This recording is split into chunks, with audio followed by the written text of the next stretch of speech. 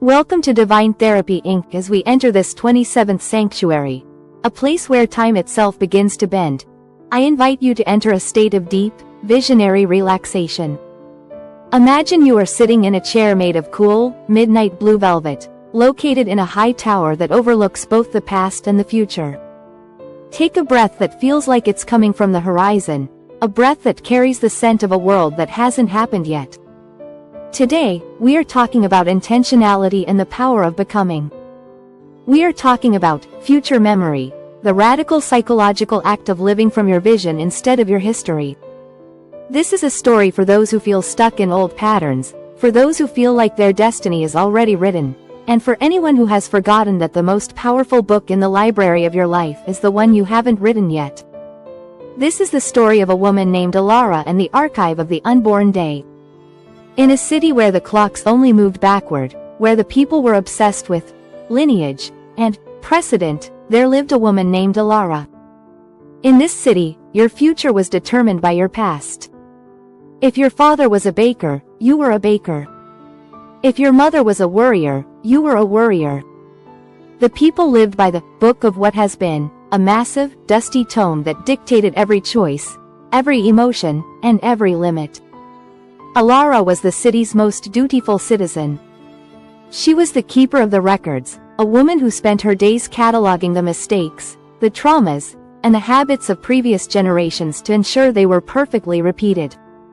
But the psychological weight of this backward living was a suffocating, heavy dimness. Alara felt like she was walking through her life in a suit of rusted armor. She suffered from a profound sense of predestination fatigue, the feeling that her life was just a movie she had already seen 1,000 times. Because she was so focused on the records of the past, she had no capacity for the possibilities of the future. Her imagination had atrophied. Her dreams felt like illegal whispers. She lived in a state of history hypnosis, believing that because she had failed before, she would fail again, because she had been hurt before, she would be hurt again. She was a woman trapped in a loop, a soul that was a prisoner of its own memory.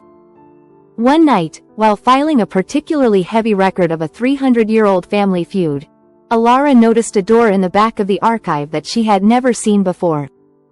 It was made of polished obsidian and had no handle. As she touched it, she didn't feel the cold of stone, she felt a warm, electric pulse. The door swung open, revealing a library that defied the laws of gravity. The shelves didn't hold dusty books. They held glowing spheres of light that hummed with a soft, melodic frequency. This was the archive of the unborn day. In the center of the hall sat a man with silver skin and eyes that looked like swirling nebulae. He was the librarian of the future memory. "I am tired of the old books," Alara whispered, her voice echoing in the vast, luminous space. "I am tired of being who I was told to be. But I don't know how to be anything else. The past is so loud."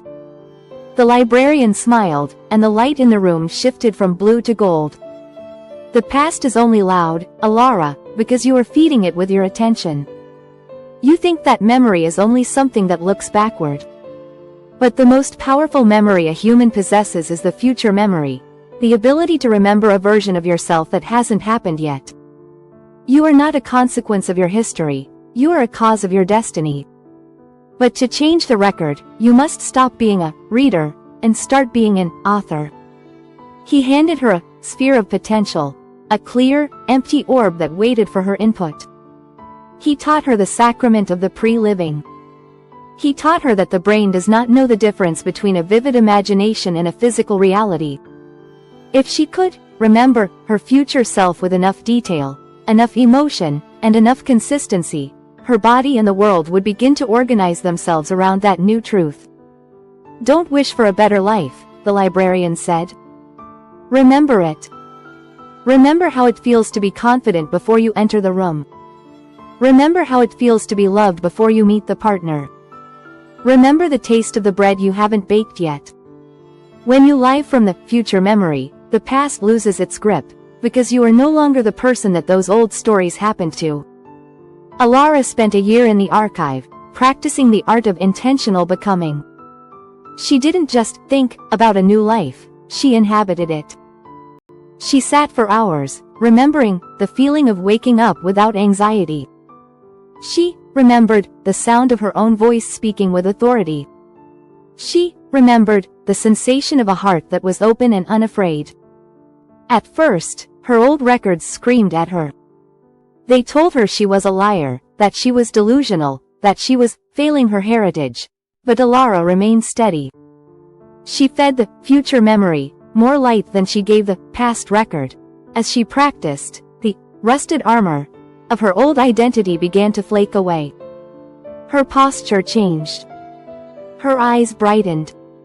She found that she was making choices not based on, what would my mother do, but on, what would the future Alara do?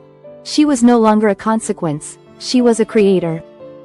The history hypnosis was broken. She realized that the past is just a library of references, not a prison of requirements. Eventually, Alara returned to the city where the clocks moved backward. But she didn't go back to the archive of the past. She walked into the town square and began to speak of the unborn day.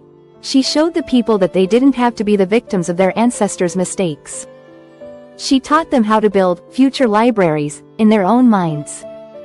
She showed them that the most effective way to predict the future is to create it from the inside out. The city began to change. The clocks didn't just stop moving backward, they started to move in a new way, a way that honored the past but prioritized the potential. Alara lived the rest of her life as a visionary architect, a woman who lived every day as a future memory come to life. She realized that we are all librarians, and the most important question we can ask ourselves is, which shelf am I reading from today? If you are watching this today, and you feel trapped by your own history, if you feel like your mistakes, your family's patterns, or your past traumas have already decided who you are allowed to be, please know that we see you. We know the heavy, suffocating weight of the old books. We know the exhaustion of the backward-looking life. We know the fear that you are just a repeat of a story you never wanted to tell. But at Divine Therapy Inc., we want to remind you of Alara's discovery. You have an obsidian door inside of you. You are the librarian of your own future memory. Your past is a finished chapter, but your future is a blank page of light. You do not need to wait for your circumstances to change to feel differently. You need to feel differently so that your circumstances can change. What is the future memory you want to create today? How does the future you, the one who is healed, the one who is successful, the one who is at peace, move, breathe, and speak? Imagine yourself now, standing in that glowing archive with the silver librarian. Pick up your sphere of potential. Don't look at what has been. Look at what can be. Breathe into that image. Feel the joy of it. Feel the reality of it. This is who you are becoming. Take a deep, visionary breath.